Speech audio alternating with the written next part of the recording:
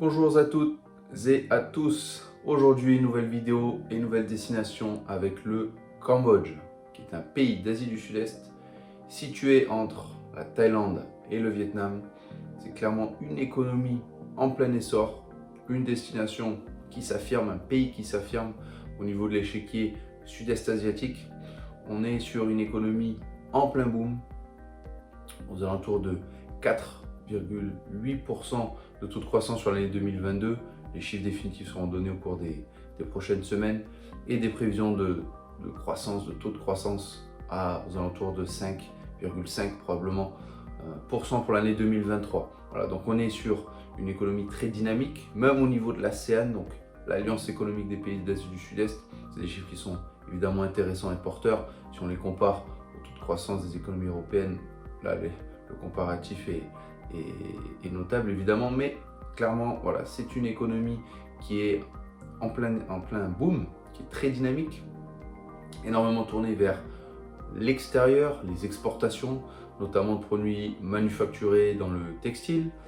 Également, une fois qu'on a dit ça, un grand nombre aussi d'arrivées touristiques. Alors évidemment, il y a eu une reprise intéressante sur l'année 2022 avec des touristes qui sont revenus au Cambodge, notamment sur certaines destinations. Comme partout, il y a des destinations qui captent plus ou moins les touristes, qui attirent plus ou moins les touristes. Donc en Thaïlande, on les connaît. Sur les Philippines, on commence à les connaître. Au Cambodge, elles sont évidemment moins connues du grand public. Pour autant, il y en a une qui attire beaucoup, c'est la ville de Siem Reap. Siem Reap tout simplement parce qu'elle a la chance d'avoir à proximité immédiate de son centre-ville, clairement, un monument qui est inscrit au patrimoine mondial de l'UNESCO. Alors en réalité, c'est un monument qui prend beaucoup d'espace, géographiquement parlant, que sont les temples d'Angkor Wat, très connus au niveau international. On a tous vu au moins une image des temples d'Angkor Wat. Voilà, donc c'est ce qui explique pourquoi également le gouvernement cambodgien met en place des projets de développement d'infrastructures routières, notamment avec l'inauguration au cours de l'année 2021 d'un peu plus de 100 km de route menant à Siem Reap. Donc les autorités cambodgiennes sont vraiment dans une logique de développement des infrastructures autour de Siem Reap et d'amélioration de la connectivité de Siem Reap avec le reste du pays, connectivité avec Phnom Penh, donc la capitale, et également avec le reste des pays de l'Asie du Sud-Est. Parce qu'il faut quand même le rappeler, Phnom Penh, la capitale du Cambodge, et Siem Reap, deuxième ville du pays. Donc voilà, les liens économiques, routiers, d'individus et de marchandises vont se développer énormément entre Siem Reap, le reste du pays et le reste du continent, si on peut le dire ainsi, sud-est asiatique. Et donc, Siem Reap, j'ai fait le zoom sur ce marché-là, sur cette ville-là, et ensuite j'ai regardé particulièrement ces fameuses résidences avec du résidentiel et des bureaux, voilà, parce que je trouvais le concept très intéressant. J'ai zoomé sur différentes résidences. Bon, je sens qu'il y a vraiment une tendance sur le marché cambodgien à ce niveau-là, mais voilà, il y en a encore très peu. J'en ai repéré une pour autant qui se situe vraiment dans le centre de la ville, avec moyen d'aller directement au temple d'Angkor Wat. J'en reparle, mais clairement pour moi c'est l'atout majeur de cette ville-là, et qui fait qu'il y a une fenêtre et une ouverture sur le monde pour maintenant et pour les prochaines années qui est extrêmement intéressante, avec le développement du tourisme international et des infrastructures sur la ville dont je vous parlais précédemment.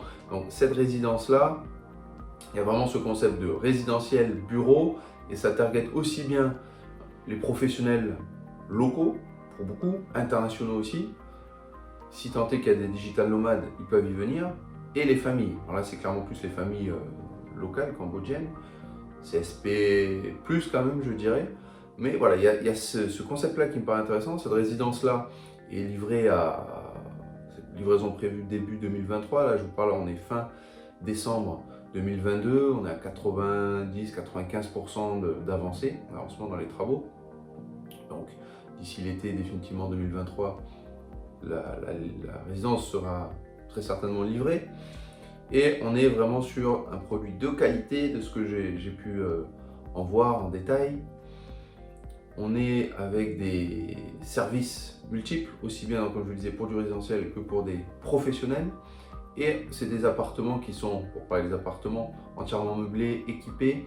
Ça commence au studio, qui font environ 30-35 mètres carrés, pour moins de 90 000 US dollars. Donc là, on parle en US dollars. Et ensuite, il y a du T1, du T2. Et sur des appartements, une chambre, encore une fois meublés, équipés, d'une cinquantaine de mètres carrés, on est à l'entour de 125 000 US dollars. Vous voyez, donc ça donne l'ordre d'idée. C'est de la pleine propriété, donc ça c'est intéressant également. C'est loin d'être toujours le cas en Asie, quand on parle d'immobilier et qu'on n'est pas de la nationalité du pays concerné, dans lequel on investit. Voilà, donc la notion de pleine propriété, des prix qui me paraissent attractifs par rapport à la qualité du produit, la taille et les réalités du marché local, bien qu'effectivement on soit plus concerné par une clientèle soit internationale, mais majoritairement locale, mais aisée. Mais clairement, ça me paraît quand même être des prix intéressants.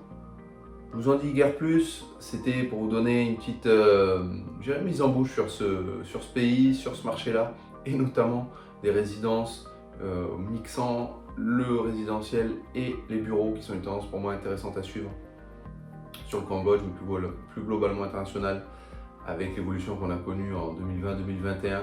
Voilà, cette tendance à regrouper possiblement au sein du même bâtiment et boulot et purement lieu de résidence personnel.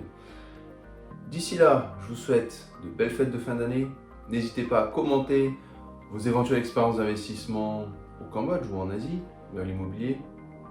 N'hésitez pas à me faire savoir si vous souhaitez davantage d'informations sur Siem Reap, le marché immobilier à Siem Reap, ou plus particulièrement la résidence dont je viens de vous parler. J'ai des éléments que j'ai collectés pour avoir étudié différents projets, notamment celui-ci. À très bientôt, bonne journée à vous et merci.